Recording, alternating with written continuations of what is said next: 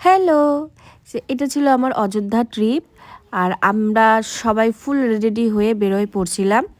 ওখানে প্রচণ্ড কুয়াশা ছিল, কিছুই দেখা যাচ্ছিল না। তো আমরা পুরো প্যাক হয়ে বেরোয় পড়ছিলাম। বেরোয় সবার প্রথমে গেছিলাম মানি পর্বত দেখতে। এখানে ভেতরে একটা ছোট রাম ঠাকুরের মন্দির আছে। আর যেহেতু এটা অযোধ্যা, সেহেতু এখানে প্রচুর বানর দেখা যায় রাস্তাঘাটে। আর আমি একজন বানরকে ক্যাপচারও করছি। তো এই যে ছোট মন্দির এখানে।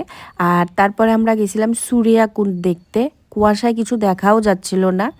আর জলে মাছগুলো অসাধারণ লাগে, আমি তার জন্য মাছগুলো খুব ক্যাপচার করছি। তারপরে আমরা গেছিলাম শ্রী রামচন্দ্রের কুলদেবী মন্দির। এখানে 4জন দেবীকে পুজো করা হয়, যেটা শ্রী রামচন্দ্র করতেন।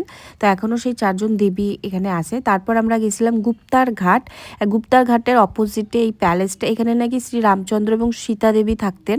আর গুপ্তার ঘাটে শ্রী রামচন্দ্র জল সমাধি দিয়ে বৈকুণ্ঠে চলে গিয়েছিলেন। আর দেখতে তো ভীষণ সুন্দর, ভীষণই সুন্দর।